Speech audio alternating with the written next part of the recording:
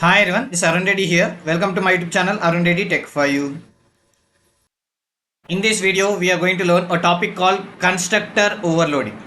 So friends, if you are new to my video and if you want to learn C++, you can go through my channel playlist, and in playlist you will find a playlist called C++ where remaining videos are available. And if you want the same C++ in Telugu, you can also find a playlist called C++ in Telugu where remaining videos are available in Telugu. Okay, not only C++, if you want to learn a DBMS, C language, Python, Excel, Excel VBA, MS Word, PowerPoint, you can go to my channel playlist, and in playlist you will find the videos in Telugu and English. Now let us move to our topic. So constructor overloading in C++. So let us see what is this constructor overloading in C++. Okay. So constructor overloading is a concept where the user can define multiple constructors with the same name in a class, with each having a different parameter list. So what we are saying, constructor, you know constructor, right? So constructor is a special member function, right? Okay, so which will call automatically. Here, what do you mean by constructor overloading means we will have multiple constructors with the same name. Okay, so we are having more than one constructor with the same name. Generally, constructor overloading is a concept of polymorphism.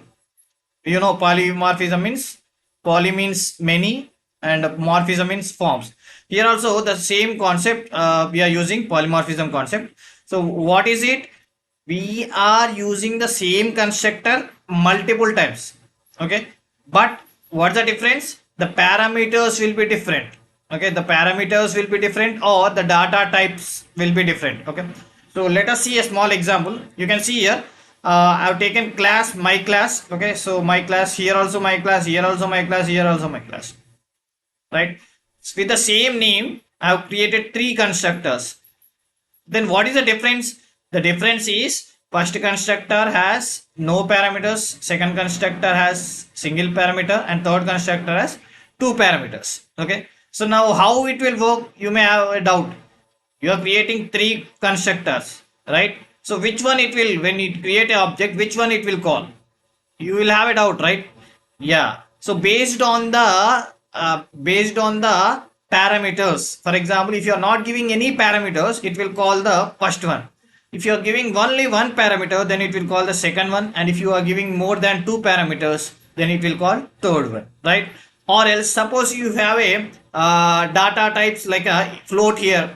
Okay, float, and the values are in the float, or you have a string here and the values are string, then it automatically recognize the constructor, which constructor it has to pass, and which constructor it has to allow to execute, right? Okay, so that is how a constructor will work. Okay, so constructor overloading is a concept of polymorphism where we will define multiple constructor with the same name but having a different parameters. That means you will have a multiple constructor with the same name but different parameters. Here no parameter, here one parameter, here two parameters. Let us take a small example, and we can understand easily, right? In this example, you can see I have taken add. Okay, now you can see the class add, and you have a three constructor add. One I have created a1. Okay, so when I created a1, I have not given any parameters. Okay, a2, see, a1, a2, a3 I have created three. Okay, so a1 I didn't give any parameters. a2 I have given 10. Okay, a3 I have given 10 comma 20. Now how it will work? First, when I say a1, automatically it can understand because it doesn't have any parameters, so it will run the first one. Okay, so suppose if I say a1 dot display, it will say x is 0, y is 0, so it will print addition value is 0 plus 0, nothing but a 0. What happens if I say what happens next? a2 it is taking 10, right? So now x is a, y is 0. X is a and y is 0, that means x plus x is nothing but a 10. Okay, 10 plus 0, nothing but a, what it is, 10 plus 0 is 10, so additional value is 10, it will show as 10. Now next a3, what happens? 10 comma 20, so a is 10, b is 20, automatically x will be 10, y will be 20, so x plus y 30, right? So additional value will be 30. So you'll get three outputs. What are there? A1 dot display as additional value is 0. A2 dot display additional value is 10. A3 dot display additional value is 30, right? So let us see a small program. Okay, so same program will execute in the Dev C++. Now we are in the Dev C++ and I have taken the same program. Add and add as a constructor, class add, and three constructors I have taken with the different parameters. Okay, first one no parameters, second one only one parameters, third one is two parameters. Okay, then I have created three objects A1, A2, and A3. A1 is empty, A2 has a only single argument, and A3 has a two arguments. Okay, so when I say A1 dot display, it will print as addition value is 0. A2 dot display addition value is 10, and A3 dot display is addition value is 30. Why? Because it can understand when when you're creating A1 as an object, it understood that it is calling a constructor which doesn't have any parameters, so it will run the first one. When I say I created A2 object, it will run the second one because it has only single parameter and we are passing the single argument. Okay, so same when I create A3, automatically it will call the third one because it has the two arguments, and here also we have a two arguments, nothing but a parameters, right?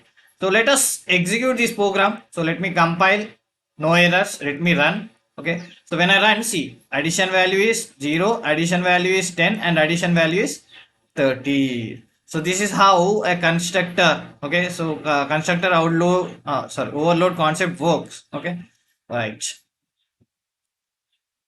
So once again, let us see the program to understand what is the actual concept of constructor overload. Okay, so constructor, as we know, the class name and the name of the constructor will be same, add, and it doesn't have any return type, and it should be declared in public. Okay, that was okay, right? So when you want to execute multiple constructors, so such concept is called as concept is called as constructor overloading, and it is also concept of a polymorphism, right? So constructor is just like a function overloading. Okay, right? So what we are doing here, we are using different types of parameters. Okay, even what happens, suppose if you have a one parameter here and one parameter here, you have an integer and here you have a string. Okay, for example, A2 you are passing 10 and A3 you are passing some name, so automatically the parameters the compiler will understand which one will be executed as A2 and which one should be executed as A3 object, because it can understand the arguments. Okay, so with the help of arguments it can detect. Here also same thing happening. If A1 doesn't have any parameters, so it understood that it should print the first constructor, and A2 doesn't have only single one, so it has executed single second one, and A3 has two parameters, that's why it executed last one. So what you understood, sorry, constructor overloader where we'll have a common name with multiple constructors which have a common name. Only difference is parameters. Okay, so sometimes it may be parameters, sometimes it may be data type, sometimes it may be order of parameter. For example, first one will be integer, second one will be string, or first one will be string or second one will be integer, right? So based on order it can understand which one it should run, right? Okay, so friends, hope you understood the video, and if you like the video, do like and share my video, and don't forget to subscribe. Thank you.